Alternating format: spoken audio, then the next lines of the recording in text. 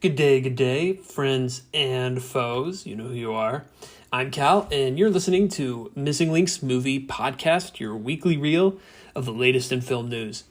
We're going to spend a bit of time going over our top billed articles, new trailers, and release dates, and seeing what's opening in theaters this week. This podcast is off the cuff, improvised, no holds barred. I am just giving my stream of consciousness thoughts as I'm reading these. Well, I've read these stories and looked at these trailers already, but in terms of recording, I don't have a script or anything like that besides a very general outline, so we're going to have fun with that. So whether you're a fan of October, The Hunt for Red October, or October Sky, this is the podcast for you, for movies and news and movie news. The pod is currently on Spotify and YouTube on the channel Missing Link Movies. So without further ado, let's introduce our top billed stories this week. Our first story, per the norm, is our box office charts for last weekend, the 20th through the 22nd. We had Taylor Swift's The Eras Tour concert film stay on top at number one, unsurprisingly. I think that's what I and a lot of people had predicted. We had Killers of the Flower Moon, Scorsese's new movie, debut at number two. So Taylor Swift held on at 33 million. Killers of the Flower Moon debuted at 23 million. I expect we'll see that pattern hold. I don't think we'll see Taylor Swift drop below Killers of the Flower Moon for a while yet. But at number 3, we had The Exorcist Believer. 4, we had Paw Patrol, the Mighty Movie. 5, we have The Nightmare Before Christmas, a 30th anniversary re-release.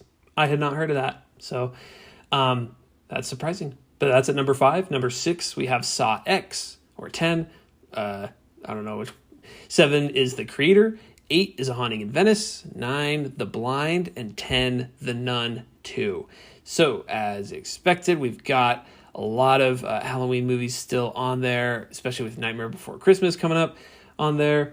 At number 5, this weekend with Five Nights at Freddy's opening, that is going to be a big one.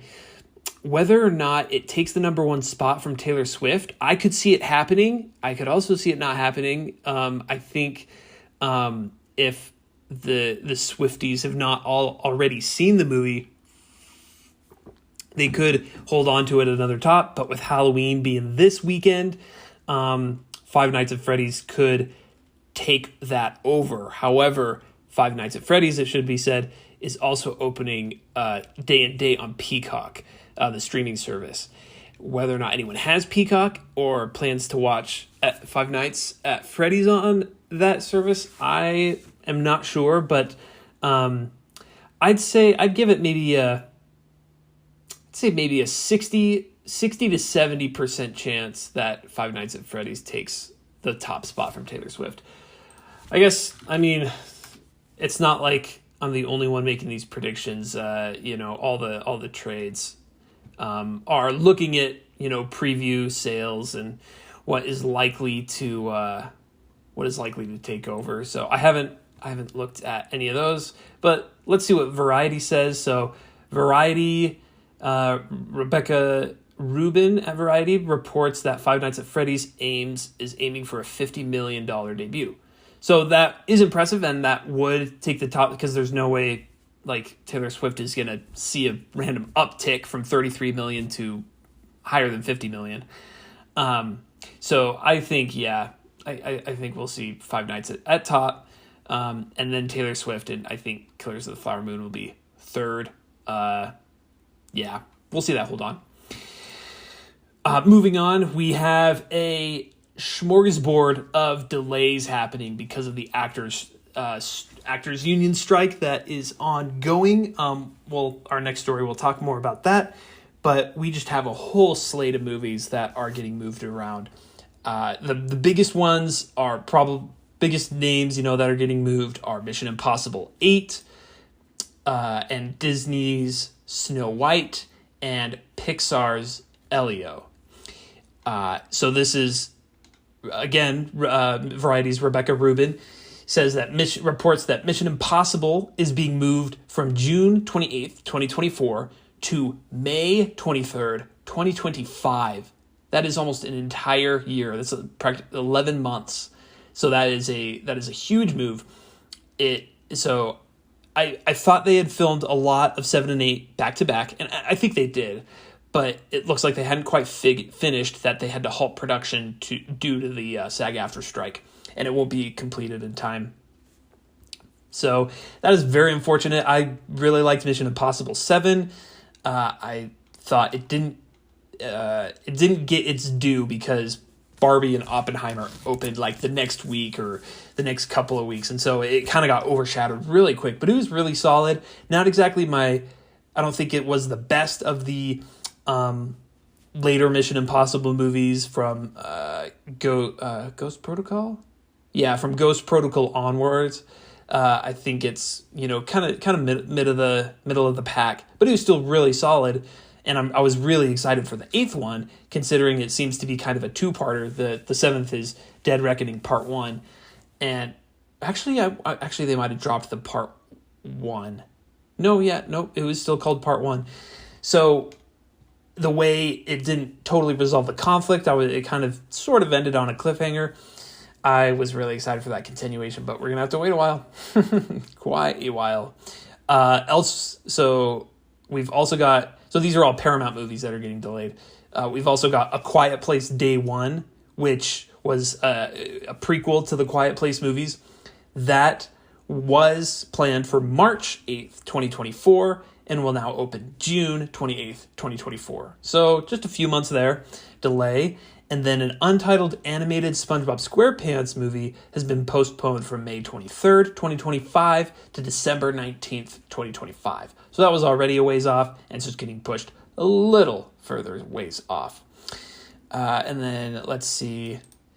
However, it looks like there's also... So John Krasinski's directing a movie called If, a fantasy comedy starring Ryan Reynolds, Krasinski, Alan Kim, and Phoebe Waller-Bridge, has moved up a week to May 17th, 2024. Let's see, which will see it going up against Furiosa, Garfield, and Kingdom of the Planet of the Apes. So a lot of competition in that area, but I think we'll probably see Kingdom of the Planet of the Apes move. Furiosa is solid because that will be debuting at Cannes, I think they've said. So I don't think Furiosa will move. However, I do think possibly Garfield, maybe Kingdom, and likely Kingdom of the Planet of the Apes will move. But then on the other hand, on the Disney side of things, Snow White and the Seven Dwarfs, the live-action remake with Rachel Zegler, is shifted from, let's see, this comes from Deadline's Anthony D'Alessandro, goes from March 22nd, 2024 to March 21st, 2025. So that is a whole year. Now this one Anthony mentions in their article that Snow White has generated a lot of controversy online in multiple ways. I mean, Zegler, so as it says in the article, Zegler faced a racist backlash online due to her casting being Latina, but told Variety in an interview that Snow White is really a big deal in Spanish-speaking countries and expressed pride at playing a Latina princess. She also called the character of Prince Charming, who awakens sleeping Snow White with a kiss, as a guy who literally stalks her, in an interview with Extra TV. So I think her comments about the source material have been controversial, not to mention there was a supposedly leaked set photo where the quote-unquote 7 dwarves were played by just like 7 various regular-looking people. And I remember people freaking out about it, even though there was like some doubt as to whether that leaked photo was legit or not. It's like, I'm pretty sure Disney said, yes, it was a set picture, but the 7 quote-unquote dwarves just looking like regular people was like, the picture is misleading as to the context of that, which is helped explained by, with this delay announcement, Disney put out this promotional picture frame of the movie, picture of Snow White and the titular Snow White and the Seven Dwarfs. And the dwarves are all CGI.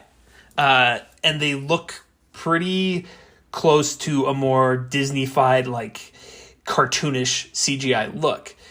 Now, the CGI itself, not super great, not refined just yet. I mean, the movie's a year and a half away, so I wouldn't expect it to. But, yeah, definitely not, like, the weird, quote-unquote, dwarves that we saw in that supposedly leaked set photos. They're not real people, they're CGI, and they're looking like some CGI dwarves, I can tell you that much. Yeah, I guess it goes to show that if you see a leaked set photo, it will most likely not be what the final film looks like. I mean, if you've ever seen behind-the-scenes pics of a Marvel movie, you would be surprised that the actual movies are not taking place in a huge green void. You know, they actually add stuff in later, as they've done with this. And so that year could, I mean, granted, without further knowledge, it could be that they originally planned to use those people as the Seven Dwarfs, and then this year delay is to, like, totally replace them all with CGI dwarves. But I don't know. I think if anyone ever comes out with a documentary behind the scenes of making this movie, I think it could be really interesting. So, that being said, Pixar's next film, Elio.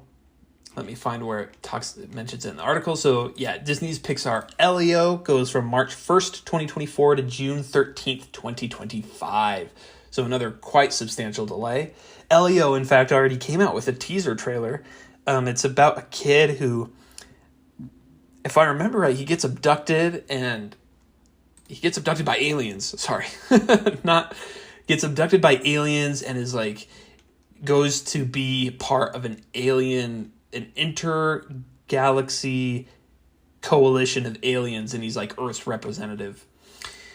So it looked quite nice. It followed the art style that a lot of more recent Pixar movies are using, Turning Red, Luca, sort of that more cartoonish character design than the more realistic stuff that they usually do. Well, yeah, relatively, of course. So, quite a few delays, which are largely caused by the SAG-AFTRA strike, which we'll talk about now. This comes from Deadline's Peter White. Thousands of stars, including Sarah Paulson, Chelsea Handler, John Hamm, Daveed Diggs, Christian Slater, and Sandra Oh, tells SAG-AFTRA leadership, quote, "We would rather stay on strike than take a bad deal." Article says a group of high-profile actors have signed a public letter declaring that they would rather stay on strike than accept a bad deal. Thousands of stars, including the one in the headline, have signed the letter, which is addressed to the SAG-AFTRA negotiating committee. Quote, "Back in June, before we went on strike, a large group of members signed an open letter telling our leaders that we would rather go on strike than take a bad deal. Now, more than 100 days into our strike, that is still true. As hard as this is, we would rather stay on strike than take a bad deal," the letter opens. The full article is on, or the full open letter is in the article. It's 4 or 5 paragraphs long, but just saying that they want to stay strong, they want to keep going and get what they are asking for. And it's notable that while thousands of actors signed this, or put their name to this letter, it's not all just like A-listers, which is interesting because we had that separate group of actors with George Clooney, Scarlett Johansson, Emma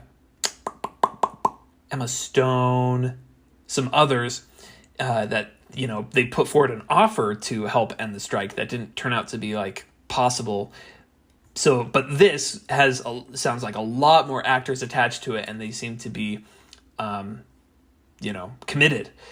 Granted, that is not necessary. It's not like they took a vote of the entire union, so I don't know if this necessarily applies to the SAG-AFTRA as a whole. I don't know if the majority would say they want to keep going, but for now, it sounds like some of the bigger names. They're not all A-listers, but many of them are, and many of them are close to it.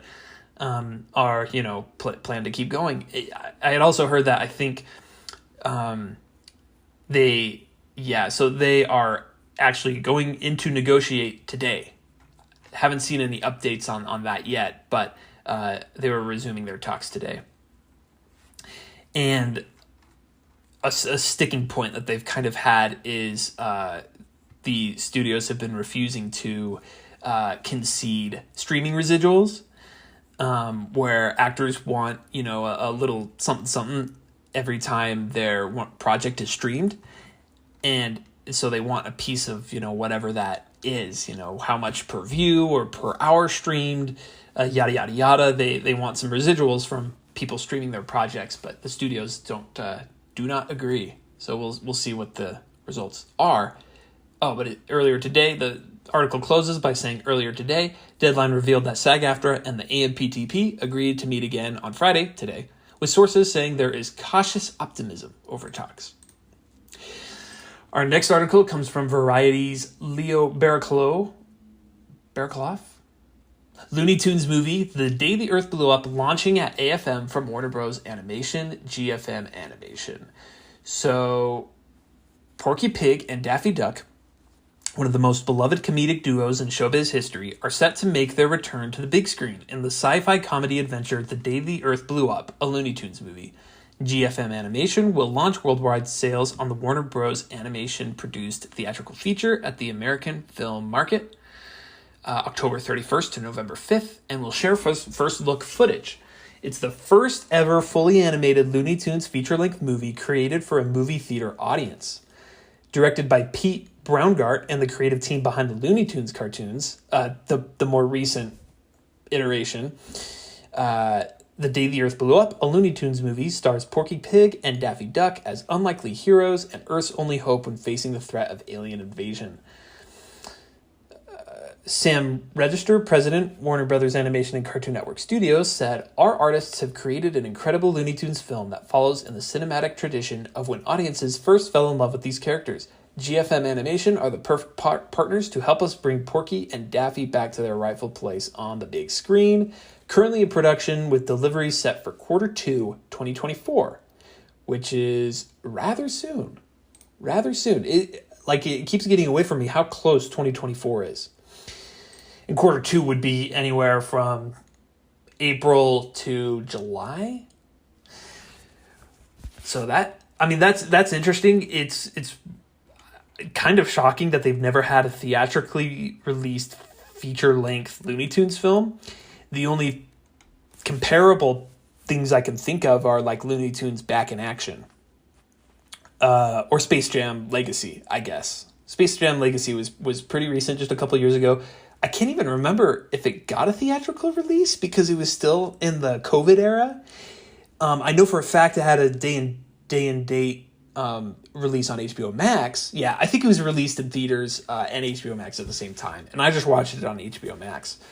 I don't think it did very well at the box office, but this is fully animated. I looked up what else GFM Animation has done, and they haven't done any huge stuff. I think this is like their first big project.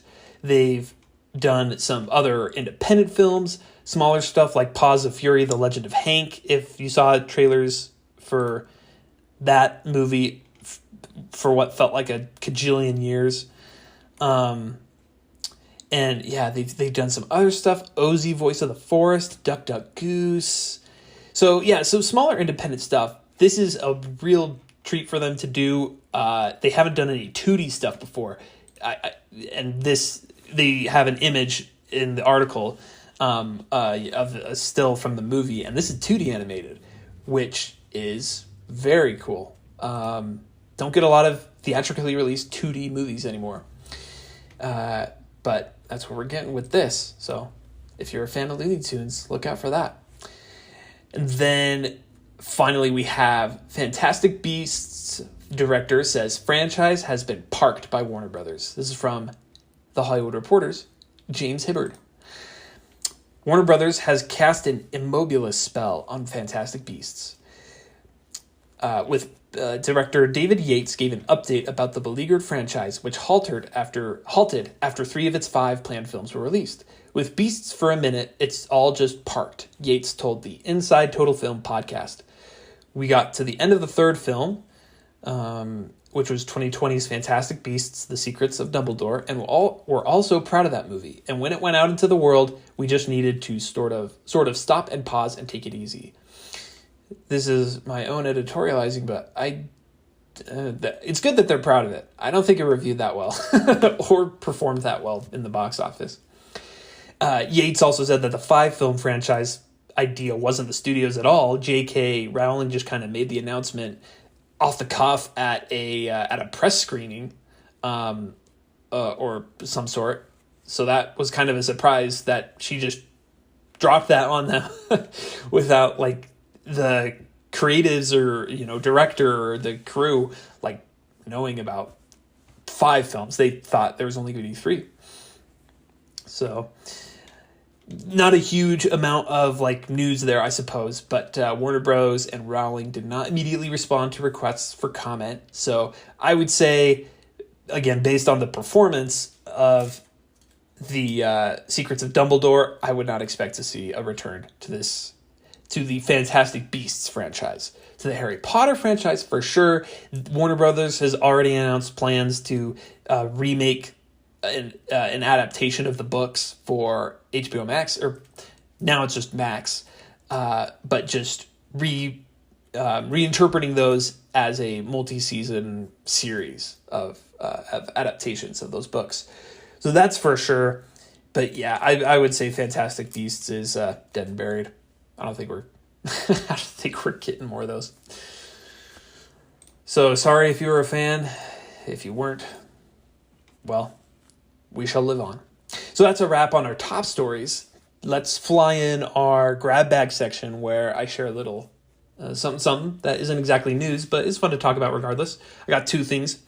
The first is more on the TV series side, but if you're a Marvel fan like I am, you'll be interested to hear this. So this comes from the Hollywood Reporter's Boris Kitt. The Daredevil TV series lands a new showrunner and directors. Marvel Studios' Daredevil television series has a new creative team. Dario Scartapin, whose recent credits include Tom Clancy's Jack Ryan, as well as Netflix's Marvel show The Punisher, has been tapped to act as the new showrunner for the series, which is in the midst of a creative overhaul.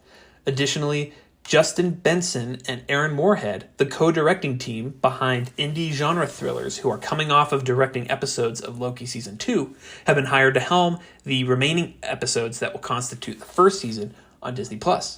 Daredevil Born Again was in mid-production in New York when the writers and actors strike forced it to pause. When Marvel execs, I can't remember if I reported on this in a previous episode or if I wanted to and didn't get around to it, when Marvel execs reviewed the footage they had shot, they had a change of creative heart and decided to go into a new direction.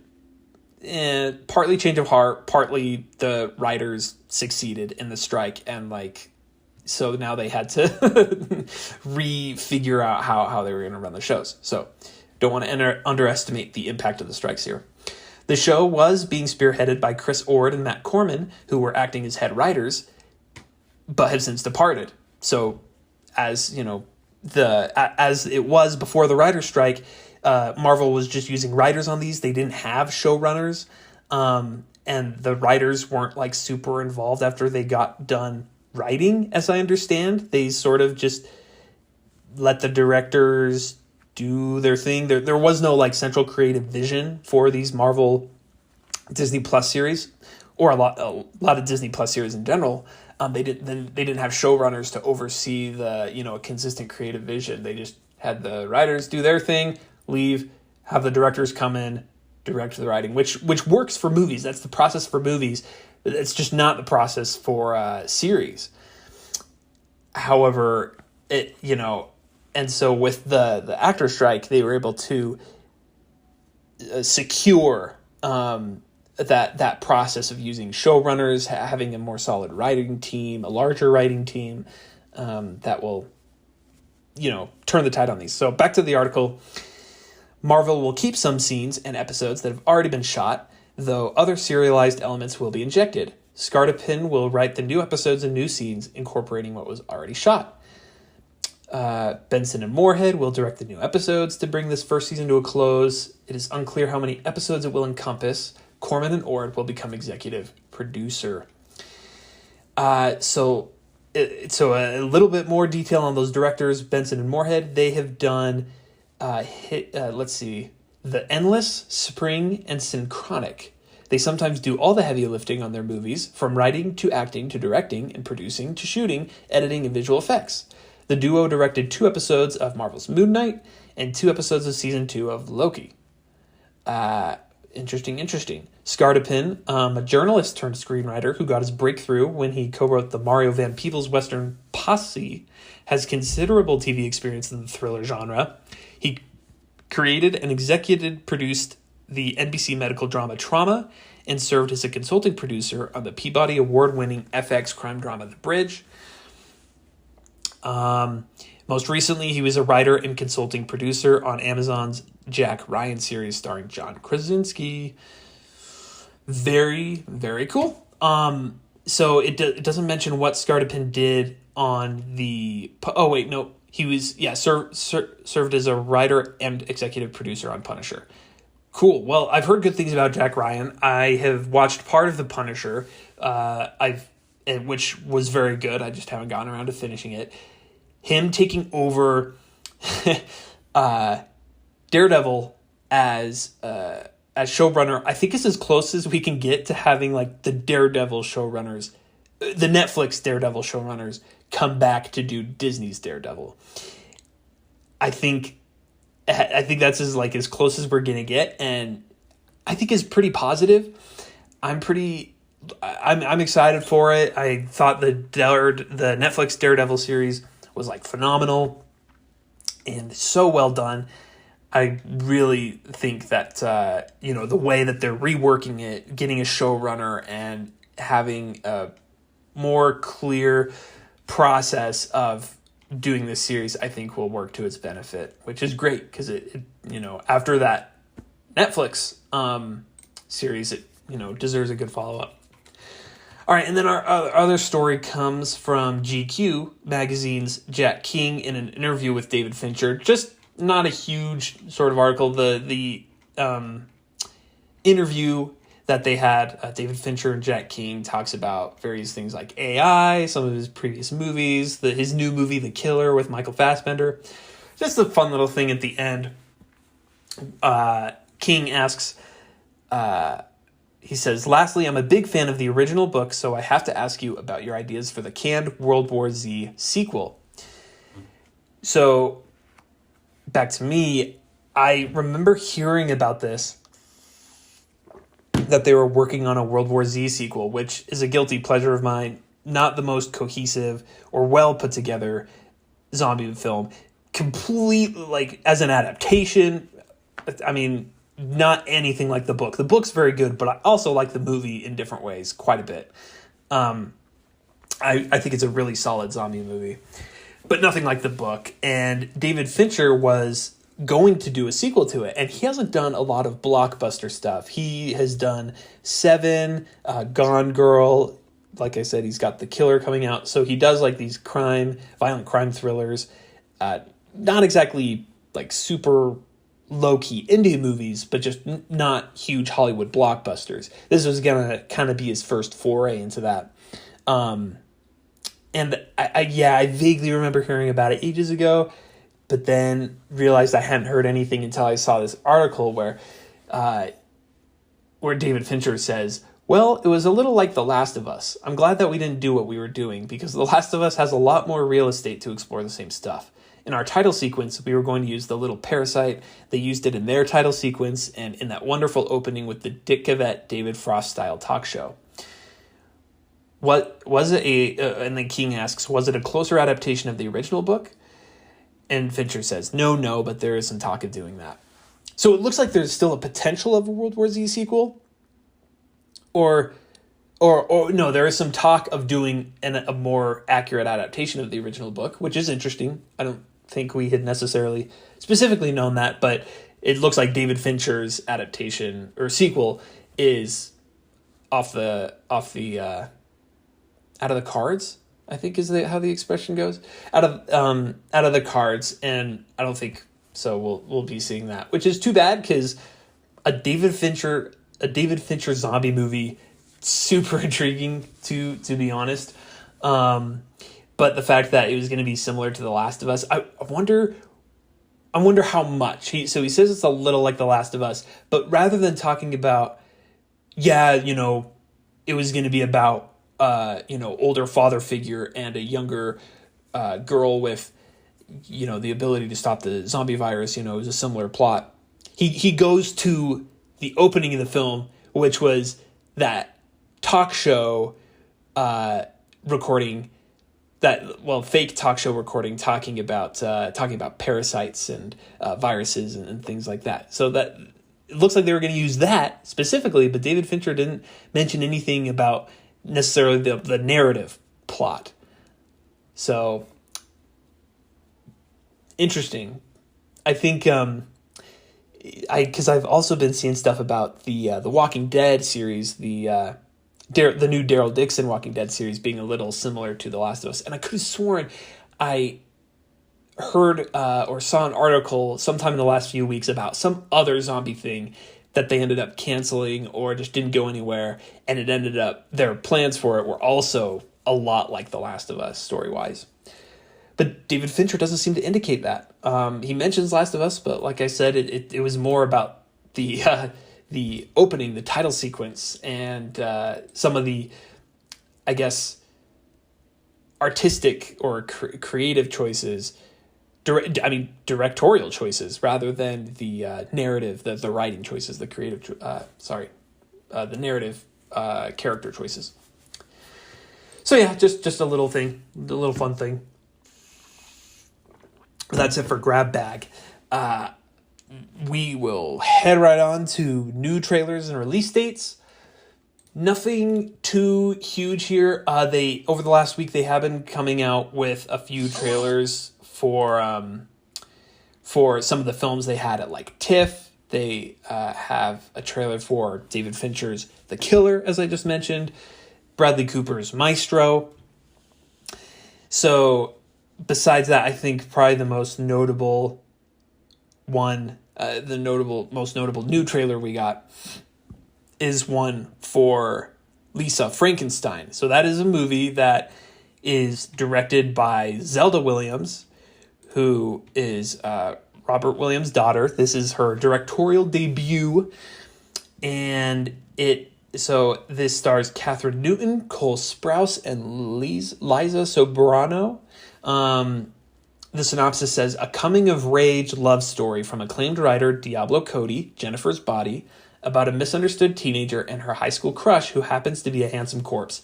After a set of playfully horrific circumstances bring him back to life, the two embark on a murderous journey to find love, happiness, and a few missing body parts along the way.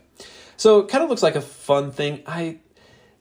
No shame on or, flack towards Catherine Newton the person, but her performances that I've seen in Ant-Man Quantumania and Detective Pikachu just have not sold me super well on her abilities as an actress or an actor. So in that sense, I'm not too particularly interested in this movie, but it looks like it has a very unique and fun style to it. Directing wise and look wise, it looks fun from a costume design, production design perspective, which is sort of my scene, I guess.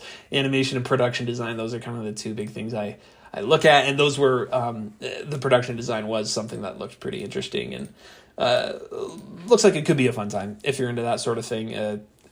If you're into stuff like Warm Bodies, that rom-com with Nicholas Hoult and can't remember who co-starred with him.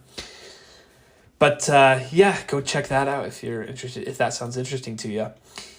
And then finally, we have our opening this weekend.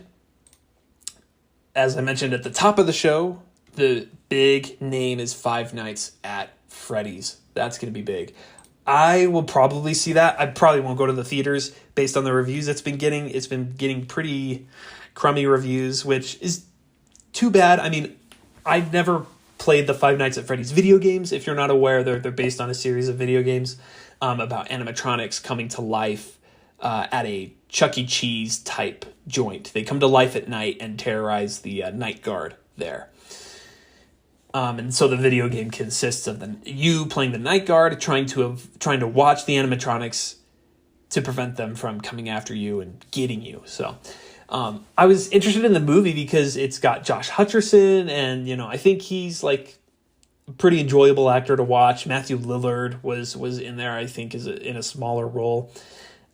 Jim Henson's. I love the Muppets. I love Jim Henson's Creature Workshop, and they did the animatronics for the film. So there were a lot of elements that I thought were really interesting and that kind of made me excited for it, but it's based on reviews, it sounded like it doesn't exactly come together all that well. That being said, might watch it anyways because, again, I really like Jim Henson Creatures Workshop. Jim, whatever, them. I really like their work. But I probably won't go see it in theaters. I'll probably just watch it on Peacock. The other things we've got opening this weekend are Freelance, which is an action comedy starring Alison Brie and John Cena. I have heard of that one. That one's also been getting crummy reviews. We have After Death, a documentary, Suitable Flesh, a horror thriller, Inspector Sun, an animation comedy that looks like it's possibly a foreign film that they are bringing over, Full Circle, another documentary, and Sardara and Sons, which appears to be a Bollywood drama. So that about does it for today. Again, we're on Spotify Spotify and YouTube. If you would feel so inclined, feel free to participate in the comments on YouTube, talking about what you've seen recently. Me personally, I've been watching a lot of sort of horror and Halloween adjacent movies. I watched Coraline and Corpse Bride recently. Last week I watched Frankenstein and the Bride of Frankenstein, like the original Universal 1930s movies. I watched Rear Window, Night of the Hunter. This isn't necessarily Halloween adjacent, but Anatomy of a Murder. I guess Rear Window isn't too Halloween adjacent either, but it's a thriller, And Anatomy of a Murder was, is a courtroom drama, which was really good. So 2 James Stewart movies in there. I've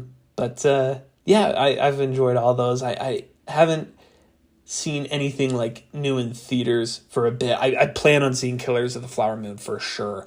I just have to get to it. Maybe I'll see that on Tuesday. Oh wait, Halloween is on Tuesday, so I probably won't see it next Tuesday.